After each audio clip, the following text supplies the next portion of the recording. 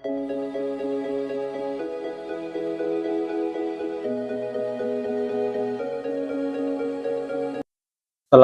warahmatullahi wabarakatuh. Salam sejahtera bagi kita semua. Saya Dr. Hendra Utama, SSMSP, dosen tetap di Universitas Pembangunan Pancabudi Kota Medan, Sumatera Utara, pada program studi manajemen Fakultas Sosial dan Sains dengan NIDN 181400404 atau NUPTK 84417516521320062. Dalam proses pembelajaran, saya menggunakan metode delivery, interaction, dan assessment. Video ini adalah salah satu unsur pernyataan diri dosen unjuk kerja Tridharma Perguruan Tinggi dalam bidang pengajaran yang menjadi salah satu syarat untuk memenuhi sertifikat dosen tahun 2026. Selanjutnya, saya akan menjelaskan rencana pembelajaran semester yang telah saya susun dan juga cukupkan video saat saya mengajar di kelas. Adapun mata kuliah yang saya ampuh adalah strategi bisnis dengan bobot 3 SKS yang merupakan mata kuliah wajib bagi mahasiswa di semester 3. Deskripsi mata kuliah strategi bisnis yaitu mata kuliah yang menganalisis konsep untuk perencanaan dan menyusun strategi, menerapkan, dan mengevaluasi suatu bisnis. Meliputi orientasi pasar, customer value, customer behavior, strategi bisnis yang relevan pada market yang berbeda. Topik khusus yang dipelajari di kelas ini adalah perencanaan, pembiayaan, dan estimasi finansial. Lulusan diharapkan memiliki kemampuan untuk berpikir secara strategis, menganalisis lingkungan bisnis, merumuskan strategi, dan mengimplementasikannya untuk mencapai tujuan organisasi. Dari hasil pencapaian pembelajaran, mahasiswa diharapkan pertama menjunjung tinggi nilai kemanusiaan dalam menjalankan tugas berdasarkan agama, moral, dan etika, kemudian bekerja sama dan memiliki kepekaan sosial serta kepedulian terhadap masyarakat dan lingkungan, menunjukkan sikap bertanggung jawab atas pekerjaan di bidang keahliannya secara mandiri, menguasai konsep dasar dan teori dasar tentang pengelolaan bisnis dan praktik manajemen dalam skala nasional dan internasional, menguasai konsep, teori, dan prinsip dasar etika dalam mengambil keputusan dan tindakan nyata baik dalam kapasitas sebagai seorang pribadi maupun profesional, mampu menerapkan pemikiran logis, kritis, sistematis, dan inovatif dalam konteks pengembangan atau manipulasi ilmu pengetahuan dan teknologi yang memperhatikan dan menerapkan nilai yang sesuai dengan bidang keahlian. Memiliki keterampilan untuk riset yang mencakup identifikasi, keformulasi, dan analisis masalah dalam bisnis manajemen. Mampu berpikir kreatif dan mengambil risiko yang terukur dalam pengembangan bisnis secara nasional maupun internasional, serta mampu menganalisis data berkaitan dengan kompetensi pada bidang digital marketing, human capital management, financial technology, bisnis digital, dan supply chain management. Adapun capaian pembelajaran mata kuliah dalam pemahaman konsep strategi bisnis, setelah menyelesaikan mata kuliah ini, mahasiswa akan memiliki pemahaman yang kuat tentang konsep dasar strategi bisnis, termasuk visi, misi, nilai-nilai, dan tujuan strategis. Subcapaian pembelajaran mata kuliah, yang pertama memahami konsep dasar strategi bisnis, menganalisis visi dan misi perusahaan, menginternalisasi nilai-nilai inti perusahaan, menyusun tujuan strategis, dan materi pembelajaran pada mata kuliah ini berisikan tentang 14 materi, di mana ditambahkan dengan ujian tengah semester di pertemuan ke-8 dan ujian akhir semester di pertemuan ke-16. Pemberian kuis dan latihan dilakukan di beberapa pertemuan. Materi-materi tersebut adalah yang pertama, kontrak perkuliahan strategi bisnis. Kemudian yang kedua, pengertian dan ruang lingkup strategi bisnis. Kemudian pemilihan ide perencanaan bisnis dan analisis situasi pasar. Perencanaan produksi operasi barang dan jasa. Perencanaan lokasi atau terletak atau set plan.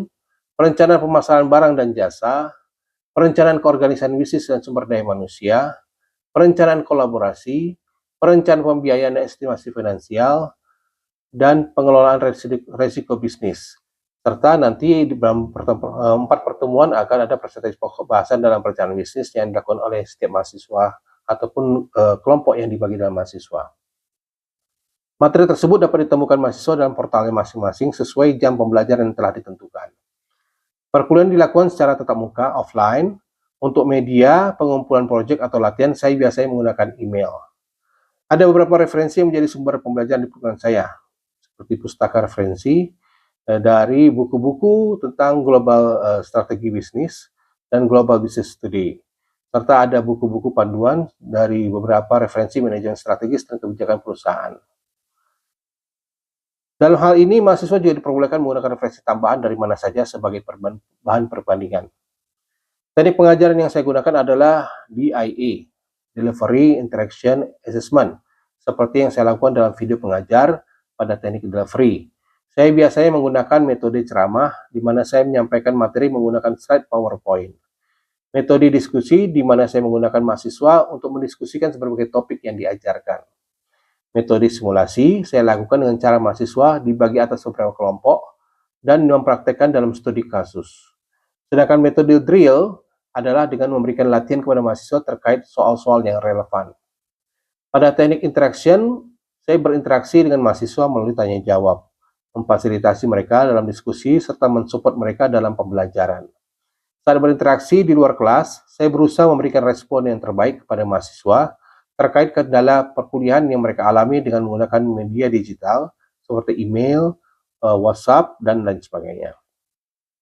Pada teknik asesmen dalam pembelajaran, berdasarkan ketentuan universitas yang terdapat pada kontrak perkuliahan yang saya bagi di pertemuan pertama, perkuliahan kepada mahasiswa, saya menjelaskan bobot penilaian dari mata kuliah ini, yaitu kehadiran dan partisipasi 15%, tugas individu 20%, tugas kelompok dan presentasi 25%, ujian tengah semester 20%, dan ujian akhir semester 20%.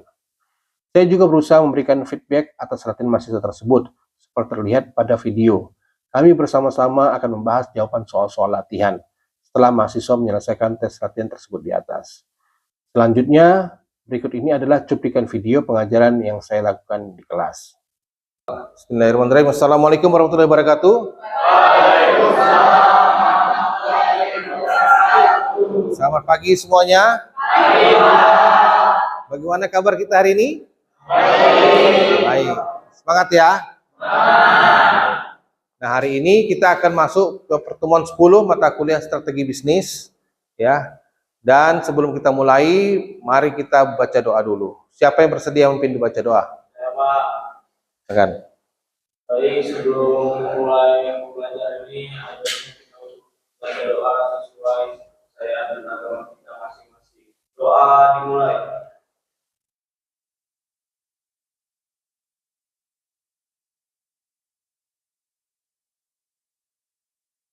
Doa selesai. Baik, terima kasih. Kita sudah berdoa bersama. Semoga kita sama-sama bisa mengikuti perkuliahan ini dengan baik. Nah, pertemuan ke-10 ini kita akan membahas tentang perencanaan pembiayaan dan estimasi finansial. Ya. Nah, tapi sebelum kita masuk ke materi, saya ingin tahu dulu, pada pertemuan 9 kemarin, kita membahas tentang apa? Siapa yang mau mereview pertemuan kemarin? Ya, silakan. Jadi Pak, di materi sebelumnya itu kita membahas tentang menentukan pilihan faktor kunci kalau kolaborasi bisnis, yaitu ada teknologi, koneksi pasar, input bahan baku, konsultasi, skill, pembiayaan, permodalan, branding, dan sebagainya Pak. Dan ada lagi Pak, yaitu menentukan pilihan kolaborasi, itu seperti afiliasi, joint operation, joint ventura, franchise, akuisisi, lisensi, dan aliansi strategi Pak. Baik, terima kasih. Ada yang mau nambahkan? Kriteria yang keempat itu yaitu merumuskan pilihan sistem kolaborasi bisnis kontrak dan yang kontrak. Ya, baik. Ya, pertemuan ke-9 kemarin kita membahas tentang perencanaan kolaborasi. Tadi disampaikan ada 3 hal yang kita bahas ya tentang kolaborasi. Ya, menentukan pilihan faktor, kemudian menentukan pilihan kolaborasi dan join antara masing-masing venture, franchise, dan lain-lain ya. Kemudian kita masuk ke pertemuan ke-10 ini, kita harapkan mahasiswa mampu merumuskan perencanaan sumber alokasi pembiayaan dan estimasi finansial dalam perencanaan bisnis. Nah, kita lihat nanti seperti apa itu bentuknya. Tapi sebelumnya saya ingatkan kembali kepada kita semua bahwa referensi kita masih menggunakan buku-buku yang ajar yang saya sampaikan dan referensi pendukung lainnya itu. Nah, sistem penilaian di pertemuan 10 saya ingatkan kepada kita semua bahwa kita tetap transparan dan komprehensif. Maka perhatiin kembali ya penilaian ini. Kehadiran dan partisipasi itu 15%. Jadi bagi kalian yang masih ada sering tidak masuk ataupun ada izin karena sesuatu hal, perhatikan absennya. Karena itu nilainya 15%. Kemudian tugas individu 20%, ya, tugas yang saya sampaikan kemarin masing-masing sudah kumpul, itu nilainya 20%. Tugas kelompok dan presentasi itu 25%. Nanti ada lagi tugas kelompok ya di pertemuan berikutnya. Itu nilainya 25%. Kemudian ujian tengah semester atau UTS 20%. Ya, sudah kita lakukan pada pertemuan ke-8. Nanti pertemuan ke-16 kita ada UAS, ujian akhir semester. Itu juga sebesar 20%. Jadi itu adalah bobot nilai presentasi yang perlu kalian perhatikan bersama supaya nantinya kalian bisa memenuhi semua unsur-unsur penilaian dalam mata kuliah ini. Nah, kita masuk ke materi ya. Perencanaan pembiayaan dan estimasi finansial.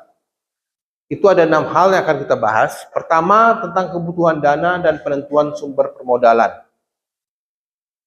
Kemudian yang kedua, alokasi pembiayaan, dana investasi dan operasional, penentuan harga pokok, produksi dan harga jual, penyusunan laporan keuangan, neraca laba rugi dan arus kas. Kemudian yang kelima, asumsi finansial dan analisis kepekaan, dan keenam, perakiraan perkembangan finansial bisnis. 6 hal ini yang menjadi topik pembicaraan dalam pertemuan kita yang kali ini. Kita lihat yang pertama ya.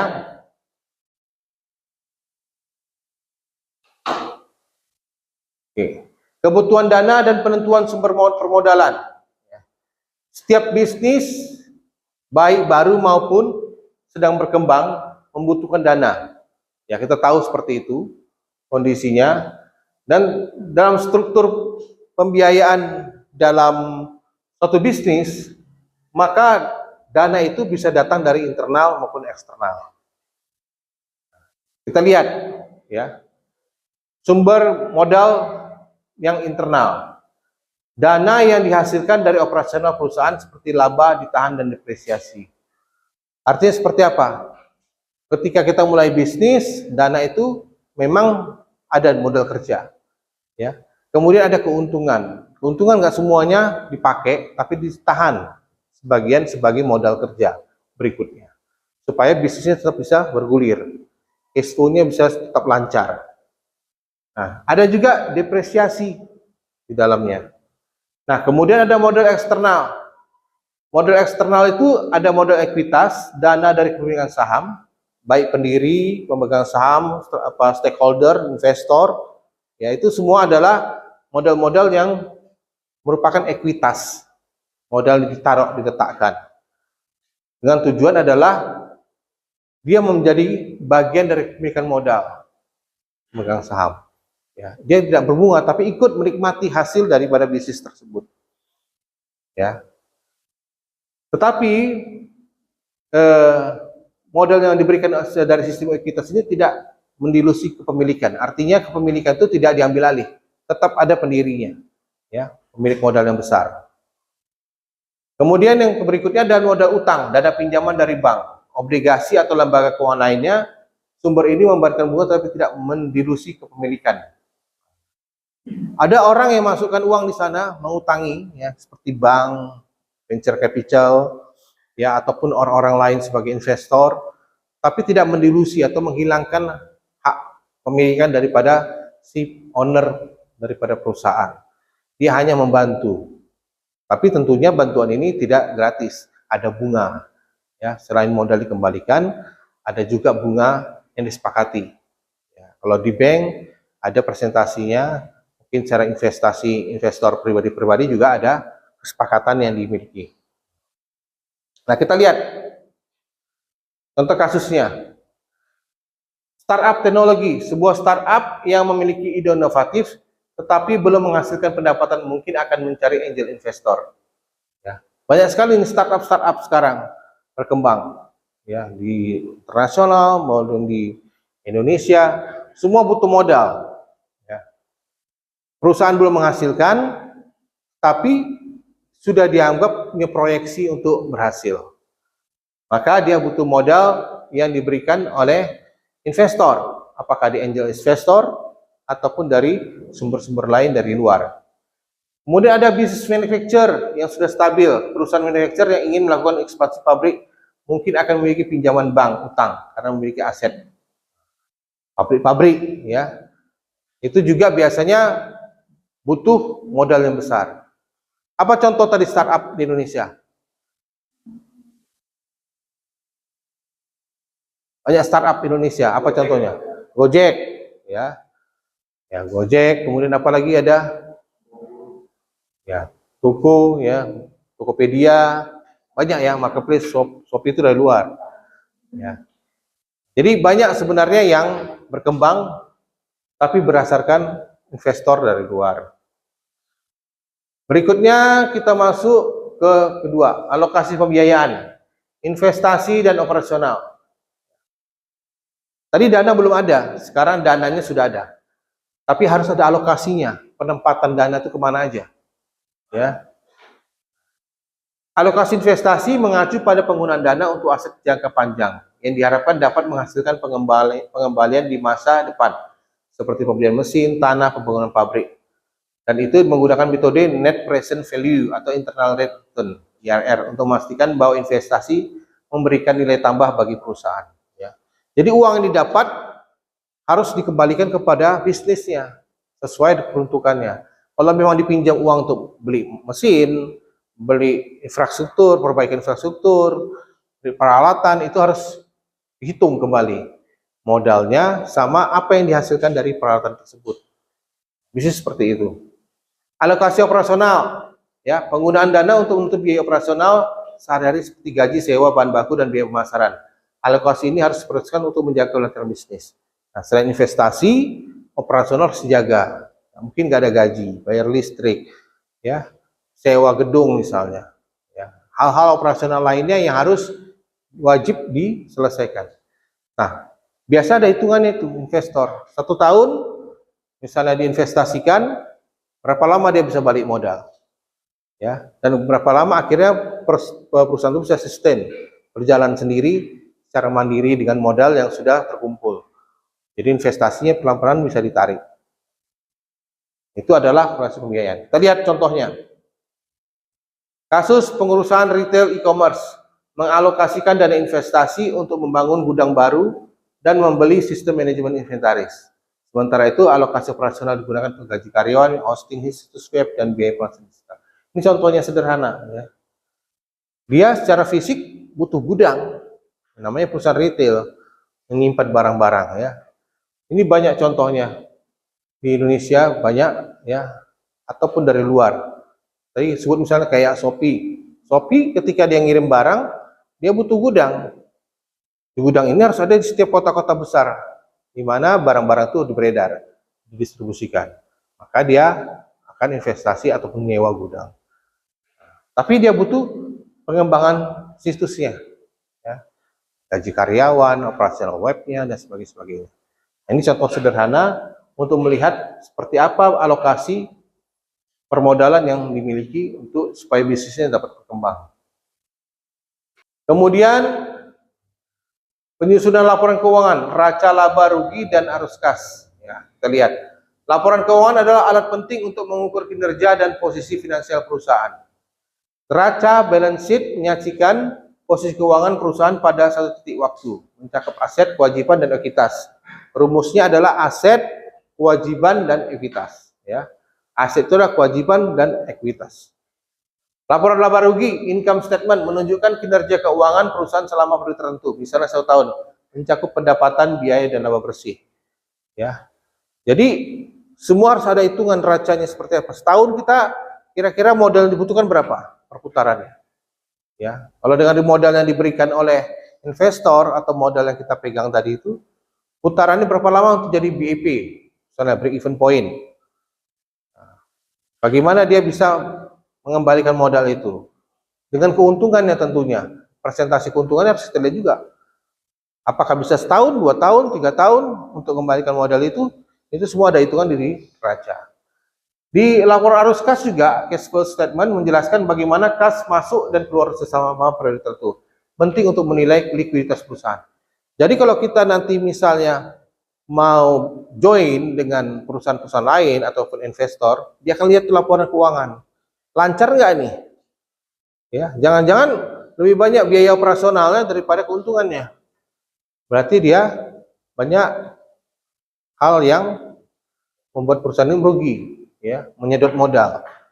Operasional lebih tinggi daripada keuntungan. Harusnya operasional itu bisa dijaga kontinu sehingga keuntungannya bisa meningkat. Nah, ini poin berikutnya. Jadi laporan keuangan harus ada dalam kita membuat strategi mencari partner dalam bisnis. Contoh kasus analisis laporan keuangan. Investor menggunakan laporan keuangan untuk evaluasi kesehatan finansial suatu perusahaan sebelum berinvestasi. Bank menggunakan laporan ini untuk menilai kenaikan pemberian pinjaman. Paling sering kita lihat di mana nih? Ya, dengan contoh laporan keuangan kita lihat misalnya seperti di bursa saham. Ya, ketika kita investasi saham, kita lihat tuh track recordnya, laporan keuangannya bagus atau enggak, sehingga kita beli sahamnya. Ya, seperti itu contohnya. Kemudian asumsi finansial dan analisis kepekaan. Nah, ini berdasarkan asumsi. Kita lihat seperti apa sih tingkat daripada sensitivitas analisis yang kita gunakan untuk lihat keuangan daripada satu bisnis. Seperti dia berjalan seperti apa. Resikonya, kadang-kadang juga ada perubahan peraturan atau perubahan hal-hal di luar daripada perusahaan, ya, trennya dan sebagainya. Itu menjadi hal yang perlu sensitif, yang perlu diperhatikan sebelum kita melakukan investasi. Contoh kasus, ya, bisnis plan. Dari bisnis plan ketahuan itu proyeksi keuangannya seperti apa 5 tahun ke depan. Kira-kira produk ini mesti relevan nggak? Kompetitornya seperti apa? Nah, ada nggak terjadi inflasi, ya, dan sebagainya. Itu bisa kita lihat dari bisnis plan. Kemudian yang terakhir, perakiraan perkembangan finansial bisnis. Teori perakiraan finansial itu memproyeksikan pendapatan, biaya laba, dan keuangan di masa depan. Dari proyek penjualan, kita akan lihat pendapatan masa depan seperti apa. Tren tahun 2026 misalnya. Nanti 2027 seperti apa? Dengan produk sama atau perlu dimodifikasi. Nah, kompetitornya juga kira-kira bertambah enggak gitu. Selera pasar bagaimana? Apakah selera pasar berubah?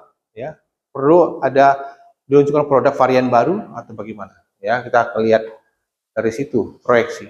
Ada proyeksi anggaran, rencana alokasi dana untuk periode mendatang.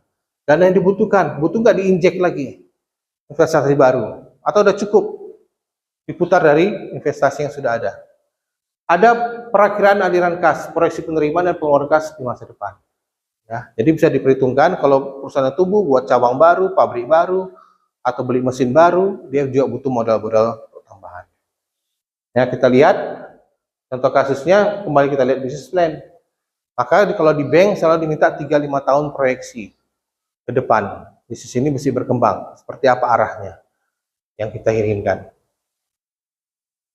Baik, sampai sini ada yang mau kita tanya? Diskusikan?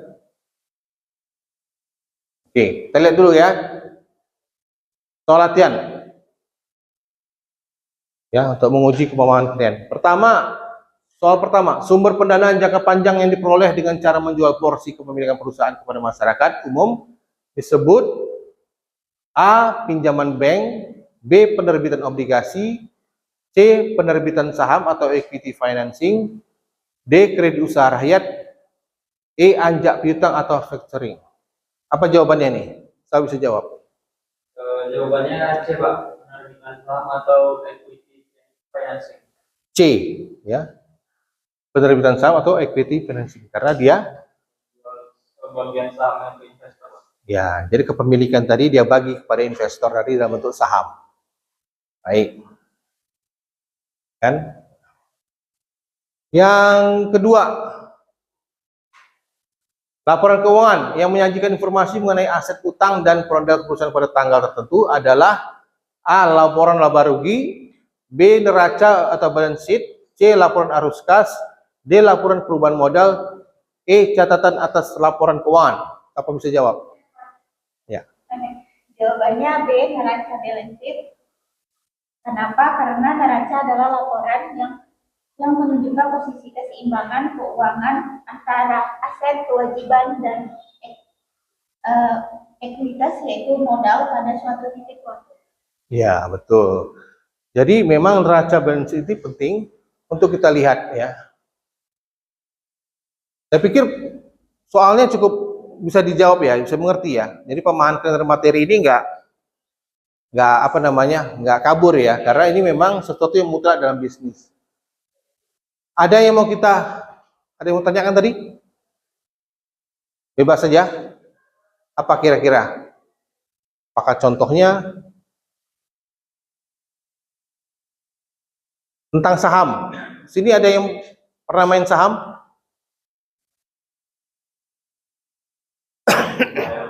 Ada? Apa contohnya? Mal.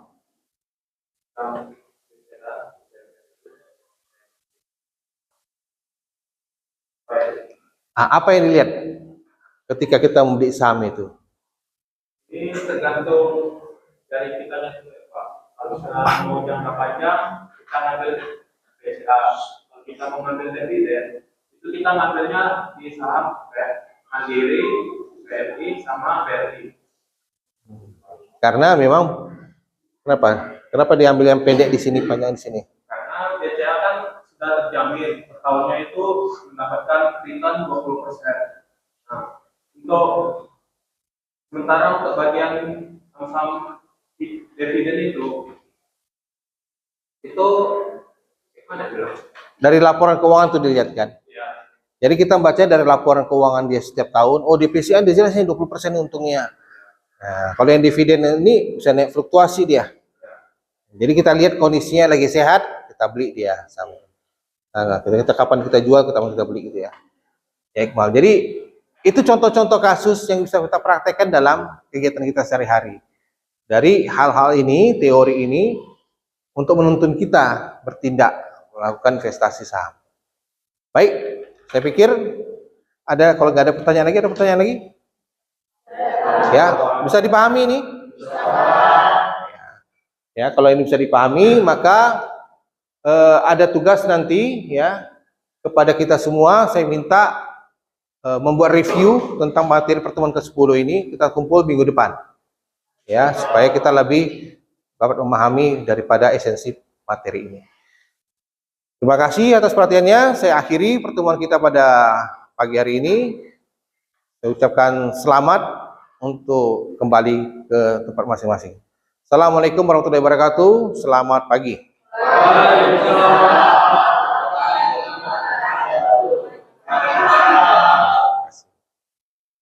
Demikianlah cuplikan pengajaran sekaligus mengakhiri paparan saya di video kali ini. Semoga bermanfaat dan terima kasih atas perhatian yang telah diberikan. Wassalamualaikum warahmatullahi wabarakatuh.